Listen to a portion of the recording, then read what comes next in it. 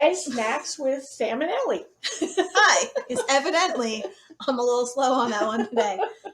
But we're here to talk to you today about pantries because we've been talking about preparedness. And one of the things that's near and dear to my stomach is obviously having food on hand And my budget.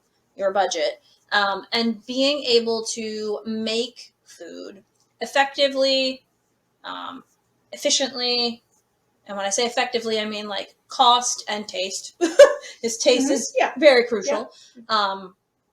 No savings if nobody eats it. Yeah, if it's gross and I got to throw it out, I just literally composted my cost of supplies. So that's what we're talking about, is really what do you have on hand? What do you have in your pantry? And one of the interesting things is Ellie called me old. Well, not really. I just said pantry. I don't hear much anymore. You know, most everybody's like their cupboard. Yeah, or their basement. Kitchen well, my basement, but like my kitchen cabinets are overflowing, or you know, things like that. So I guess pantry is a word that I grew up with a lot. And it is a right word. It's just that, you know, lots of people, I mean, you used to have houses that had a pantry in them. Yep. That doesn't seem to be part of homes much anymore. Yeah, they don't really build them into things anymore. No. I know my townhouse had one, which I thought was actually interesting, but that's because my basement was finished and we didn't even have an actual, like, separate dining room. We had an eat-in kitchen, so they had to give you someplace to store something, and we didn't have that much cabinetry. Yeah. But in my house that we live in now, which was built in 1961, I didn't have a pantry then either. Right. In that house, we actually turned the coat closet, which was right next to our kitchen, into a pantry. Plus, we have our overflow pantry in our basement. Yeah. Yeah. So one of the things that you brought up is that not a lot of people think about a pantry and like what to have in it. Now, obviously, I live in a house. You live in an apartment. Mm-hmm. I used to live in a townhouse, but I still had a pantry. What does it look like for you? And then I can talk about what it looks like for me, because evidently they look different. Yeah, absolutely. I'm in a 400 square foot apartment with no basement.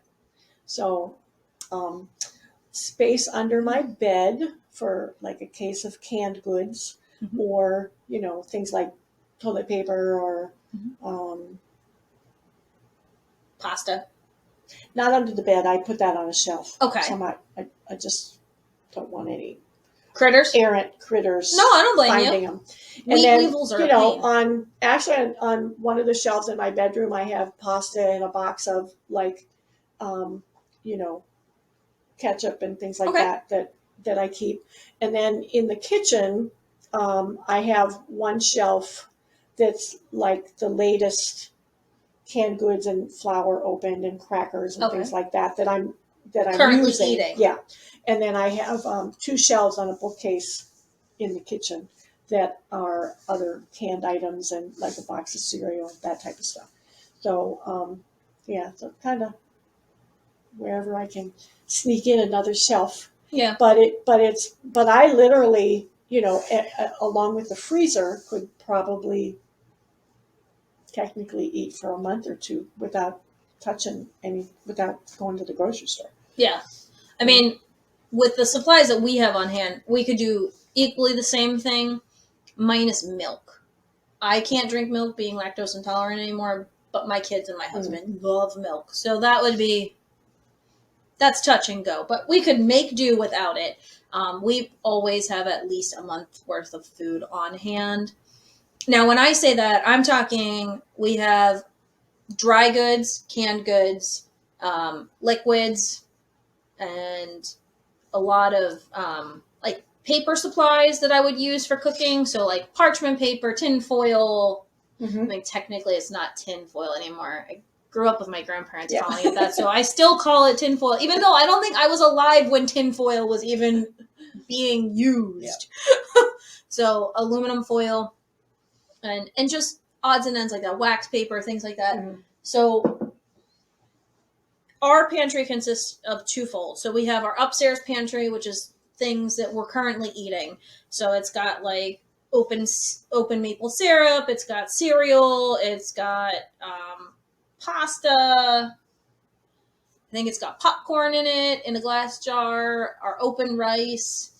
And we've got all the like snacky foods that the kids want to consume, like pretzels and things like that, in airtight containers. So it's a mishmash of things, but it's organized by shelves. And that space is only like 2 feet wide, maybe. Oh yeah, It's not like a big closet. No, it's little. It's an old coat closet, Yeah. so it's about 2 feet by 2 feet. Yeah. Like I think it's 2 feet wide by 2 feet Yeah, that's deep. what I was gonna say. I just wanted them to realize it's not a big space. No, Yeah. and all I could fit in there was a small little bookshelf to fit in there to hold all of this stuff that I'm talking about. And we have a rolly cart. The bookshelf's only like a foot deep, and the rolly cart's about a foot deep. And that we pull the rolly cart out for the kids with all their snack stuff. It makes it easier because it's all in like Tupperware containers and simple things that they can grab and go with. But our basement pantry, which is, I guess, where I store most of the things, is where we've got all our canned goods, an entire metal shelf that we got from Home Depot.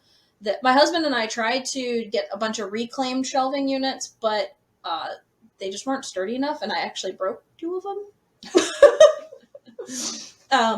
So we ended up being able to get reclaimed plastic shelves where we use those for all our paper goods. Okay. So like toilet paper, paper towels, napkins, paper plates, like I said, parchment paper, and aluminum foil. I'm going to say it right. It's not tin foil, it's aluminum foil, wax paper. All those kind of things are on the reclaimed shelves because that way they won't break. Because I evidently was overloading those shelves with too much canned goods. So we have all the canned goods, homemade stuff, and store-bought.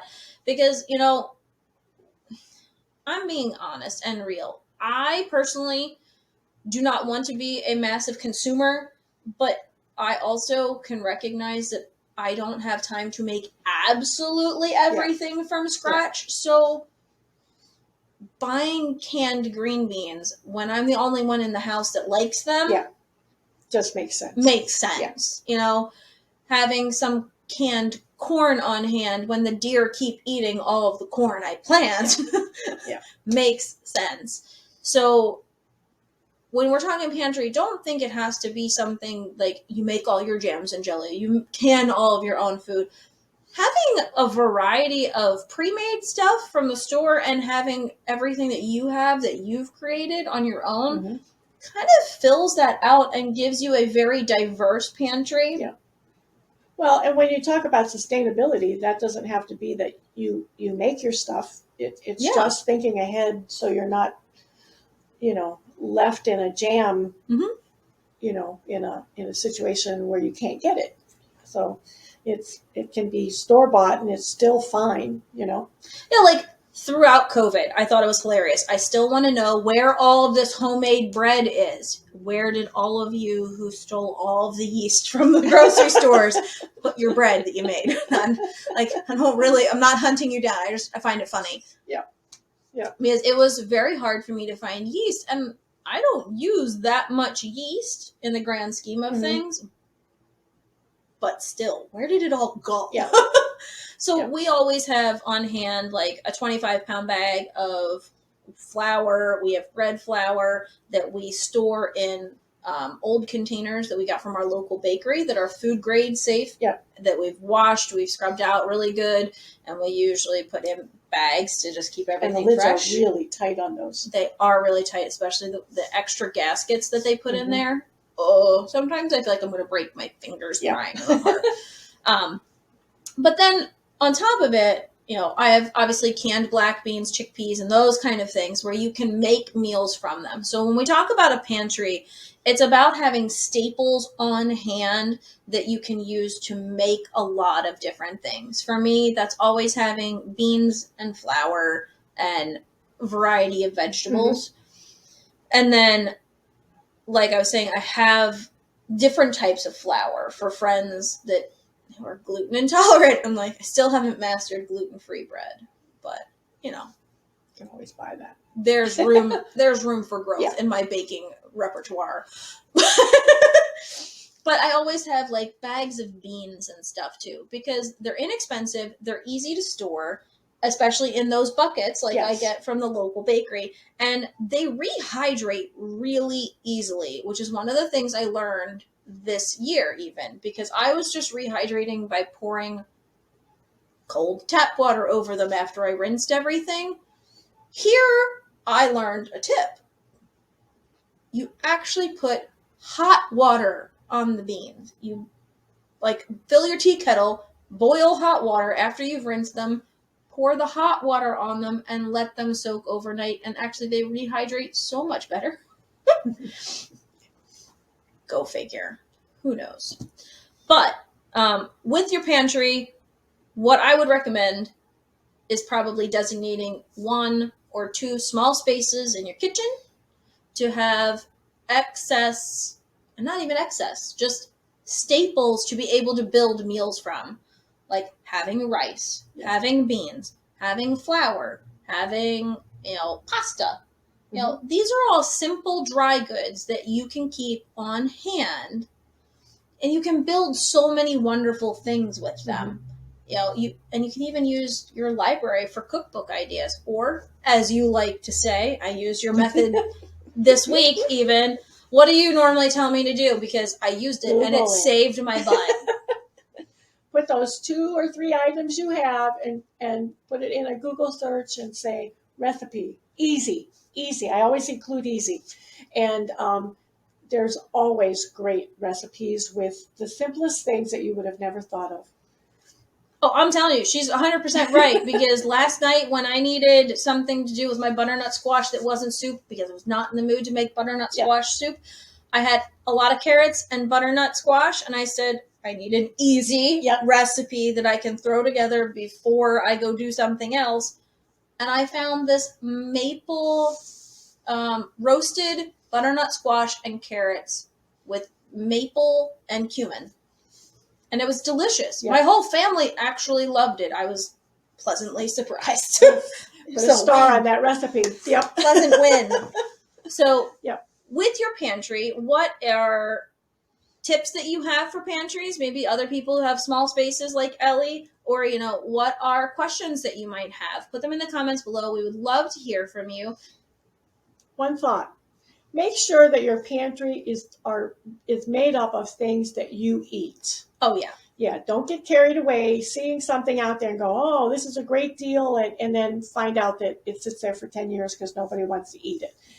It's your preparations are for things that are items that you pretty much eat all the time. Yeah. So that you're, like I love the, what do you call it?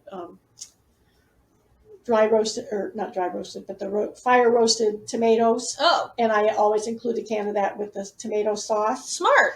And so I just buy a case of it and slide it under my bed, because rather than buying 1 or 2 every time I'm going, because I always use it with the sauce. But make sure that your pantry initially is being built with things that you'll eat. And another key point on that one is it doesn't have to be done overnight. No. And that was the big thing that I always learned from the time I was little from my grandmother. It is something that a pantry is built, and it's not built in a day. It is something that you can just constantly be adding to and growing and expanding, because at the end of the day, the goal is to have a minimum of 1 month of food supply on hand for your family. Yep. And that can be a single person like you or a family of 4 like me. And it's delightful to find out that when there's a storm and the electric's out for 3 days, you have things you can make. Yep. So it's wonderful when you don't have to wait, and wonder what you're going to eat, because you've thought of things that will tide you over if that's required. Yep. It's a good feeling. It is a good feeling. So again, in the comments below, we would love to hear from you a tip or trick that you have for your pantry. And if you have any questions, please plug them in. We are more than happy to help. We have over 100 years experience between the 2 of us of just random crazy. So have a good one, everybody. Have a great day.